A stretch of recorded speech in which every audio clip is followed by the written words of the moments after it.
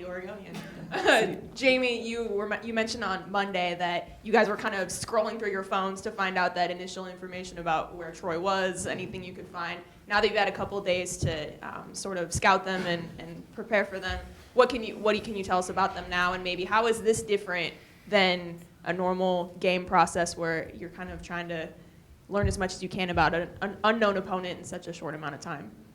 Yeah, for sure. I mean, obviously going through the Pac-12, we're very familiar with the teams they're playing, and we've seen them year after year, and so it's a little different, but we come in with the same mental preparation and same film study, and Troy's coming off two big upset wins, and they're going to be confident coming in here, coming off their conference championship, and so I think we approach every game with the same preparation and focus, and everyone is 0-0 right now, clean slate, and so we know we're going to get their best effort, and so we have to put our best effort out there as well.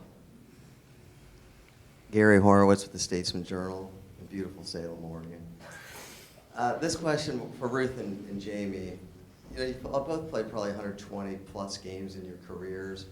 And I know it's one more and it's the next game, but when you're in the NCAA tournament, you are seniors, do you put it out of your head, the one and done aspect of it, and just continue to prepare like, this is our next opponent, we have to play our best today and not worry beyond the next game? Yeah, you definitely can't think about that because even last year, every game, once you get to the tournament time, it's your last game of that season, and each season's kind of its own entity. But yeah, just definitely focused on the game plan because you can't think about the results at the end if you don't execute down the stretch. Yeah, I definitely think it's a one game at a time mentality, but that sense of this could be our last game kind of adds a urgency and just kind of a different level of focus, I guess, and just leadership that creates like a cool atmosphere, I guess. But yeah, just one game at a time for sure. Brendan Slaughter, Daily Barometer. For you guys, you kind of mentioned, or for anyone who wants to answer, you guys mentioned in Seattle that in the Pac-12 tournament, this year felt different than last year. You guys were more motivated in coming in. Now that for the second straight year, you guys are hosting at home again, how does this year feel different than last year, and how do you guys kind of plan on being more focused the whole way through? It's sort of like familiar territory for us because I was thinking about it actually a little bit earlier this week that it feels like we were just here like a couple of days ago. This year went by so fast. But I think it's, like Jamie said, there's a different level of urgency that we've had in preparing for these games and preparing for the matchups. And I think our focus is really good right now as a group, and we're looking forward to getting out there today and practicing and doing what we can to prepare for tomorrow. Steve Gress, Corvallis Gazette Times, Sydney.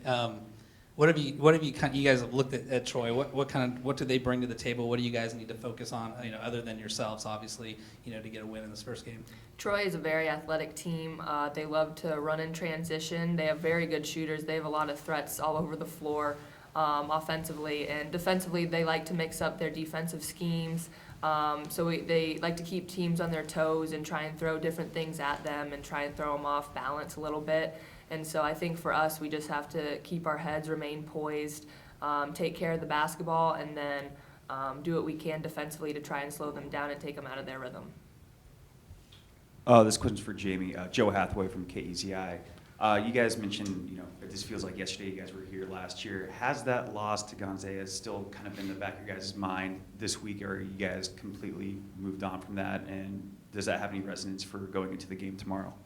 I think throughout the whole season, it's kind of been like that game was the driving factor. Like, okay, we don't want that to happen again. But as for this week, I mean, me personally, I haven't really thought about it. But I think it goes to show that you have to prepare every day as it's your last, and that every team's going to bring their best effort. And so just knowing that is helping us through this week, I guess.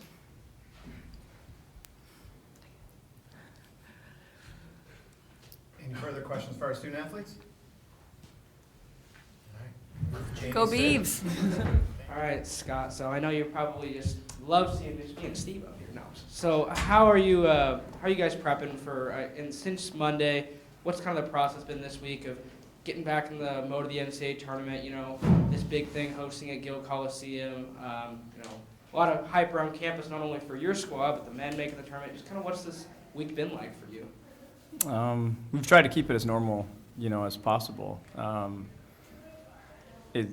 Once we found out Monday, it wasn't normal until Monday. And Monday you find out, what's in front of you, and you've got 3 opponents potentially to prepare for, and 1 for sure. And so we started right away. As soon as we saw it was Troy, we jumped in and treated them just like we would anybody else. And so practice from that point forward has been the same. Before that, it's always a little tricky waiting, for a week with nothing on the horizon other than potential matchup with someone. And so, we just focused on us a week ago. And so you're correct, though, on the buzz around campus. It's been awesome. We're ecstatic for our men to do what they're doing right now and to get the nod and to be a 7 seed. The fact that we get to play on the same day, it's, it is a doubleheader. I'm thankful we're not playing at the same time. I knew that could potentially be possible, I guess. And so, for Beaver fans, which is, who we play for, what's better, So there's been a lot of excitement, but as far as preparation from Tuesday on, it's been a normal week. So the Oregon State fans they gotta watch the game and then jump on down to Corvallis, right? Or Yeah. watch the men's game and then head on down. 100%. Yeah, or watch on their phone on the way. Scott, you didn't know anything about Troy really, on Monday. What do you know now, and what impresses you about what they've been able to do to get to this point? Everything. I mean it. I've loved getting to know them. I love watching them. Coach Rigby, I know. She was Patricia Bright's, former Oregon State player. She was Patricia Bright's junior college coach at Pensacola. And so we've known each other for quite a while. They're a story similar to us. She inherited a program that had won 2 games the year before, and here they are back-to-back 20-game winners. She's done nothing but win her entire career. And so, you've got a proven veteran coach and now a team that has another level of belief, just very similar stories to ours. And so in getting to watch them play, I like the way they play. I love the energy they play with. They have, like Jamie just said, huge confidence right now. They're playing extremely confident. They can score in a variety of ways. They mix up defenses, and so they're playing really good basketball. So I've been impressed by what I've seen. Yep. Matt Scott and K-Val. Talking to a lot of the seniors, they talk about this year as unfinished business going in. Do you see a different urgency or anything different with them this year as opposed to last year? We're different in that we have another layer of experience. That's the only difference. Last year's team didn't want it less than this year's team. This year's team just knows what they're doing. Last year we hadn't been a favorite. We hadn't been the team with a target on our back. We hadn't beaten Stanford as a group, and then we're a favorite with Stanford coming in. We experienced some strange things. A year ago, it was our first year hosting in the tournament, and we've got a team that had been in the tournament a bunch in Gonzaga coming in. And they were a team last year with a chip on their shoulder. And so I just don't think we knew how to handle those things. This year we do. And I thought that was evident in the Pac-12 tournament. I thought the team handled it extremely well. And that's been true of this program. I've been proud of our staff. I've been proud of our team for the way they've handled adversity. And you look at last year, that was adversity. It's not fun to get beat on your home floor when people expected you to win. That was hard to take, and that was a motivator going into this year. And I think what it did, it just helped us grow up really quick, and that's the evolution of our program. I think every program has to go through that. You got to learn how to do it before you can, and unfortunately, it happened with a loss. You'd like to learn through wins, but sometimes those losses are necessary to take the next step. I think that's what we've seen all year. Sid goes down, we handled it great. We got beat at Stanford, we handled it great and bounced back. We go into the tournament when we played, our best basketball. And that needs to continue, and I think this team knows that and understands exactly now what it's going to take. Scott, you talk about playing your best basketball. I think Ruth's playing some of, if not her best. How Agreed. important is it for the way she's able to, really control things on both ends of the floor for you guys going into a tournament like this? Vital. We're built for that. We put her in a position to be impactful on both ends of the floor, and she has such a significant role that way. And now, like you said, she's playing. She's at a different level. I don't know. She's playing maybe closer to her potential athletically. Is what I think. People commented after our UCLA game at home here, senior day, I've never seen Ruth dive on the floor like that. She's making hustle plays, running out of bounds, saving basketballs, and it's like she's just continuing to realize what she's capable of. And we've been trying our best to get her there, and she's exceeded so many expectations in so many ways, and there's still more for her. That's what her potential is, and so for her to put us on her back like she has that day against UCLA, she sent a message down at Cal, conference championship on the line.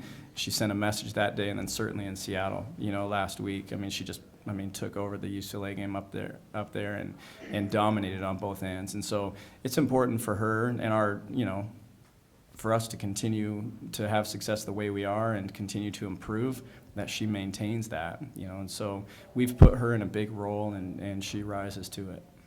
Yes, Scott, you kind of just mentioned back in Seattle. You said last week was kind of odd not having anything going on. Kind of how do you keep the momentum from that game going and then not playing for, almost a full 2 weeks? Yeah, a lot of conferences, have that gap, between the tournament. There's a lot of women's conferences play their tournament a week early like we do, and I think that's just part of the deal. Last week, I thought it was important to keep our timing, and so last week we focused on us, getting a lot of shots up, focused offensively, and then, just in the verbiage we use, the constant reminders of how we played in Seattle, how we've played all year, maintaining those focal points for us and enhancing what we do and spending time on us. I think it was a really healthy, good week, and certainly we could all use rest this time of year, and it was a great opportunity for some of that, for the people that are playing long minutes especially. And then carried it into this week, just adapted to the game plan. Scott, I remember a couple of years ago being here for the selection show and Oregon State getting in for the first time in so long. And then last year being ranked all year and being seeded number 3, I believe. This year, number 2 seed. You're ranked higher than you've ever been. Do you get a sense kind of that maybe this is Oregon State's time? I know there's a lot of teams in the tournament that probably feel that way too, but just the progression of what this team has done and with everything you've got going for you going into this tournament. What do you mean by that? Well, as far as this is the time for maybe Oregon State to go further than it's ever gone before. You're playing so well coming off the Pac-12 tournament, just maybe peaking. I hope so. I think everything has been built to this. This is this group's time for sure. You look at these seniors and what they've done and the progression and the lessons that they've learned throughout their career, and as a program how we've developed and how our culture's evolved. And our expectations have evolved, and then our ability to handle each situation. Excuse me. So it would make sense. I think this team understands what it takes. They've played in some huge venues against, the nation's elite teams. They've played well, and so I think this team believes that they certainly can make some huge noise this month, and that's our intent. Any further questions for Coach Rueck? Is there anybody that you played this year that Troy reminds you of? Yeah, they've got a little UCLA in them. Actually, I think we saw 4 different defenses in the first half in Seattle last week in that championship game, and Troy will do that. They run, and they're committed to transition. Their point guard reminds us of Jordan Canada, and that's obviously a huge compliment, but that's who she is. She's dynamic the way that she can hurt a team and the way that she impacts her own team. She has that kind of role. And so, you look at our conference schedule, this conference has been so good this year. I feel like we're prepared for anything, really. I don't know what we haven't seen coming out of this conference. And so, so I see a lot of UCLA. Even a few of the sets that they run are similar and kind of unique to both of those teams. Anything else for Coach?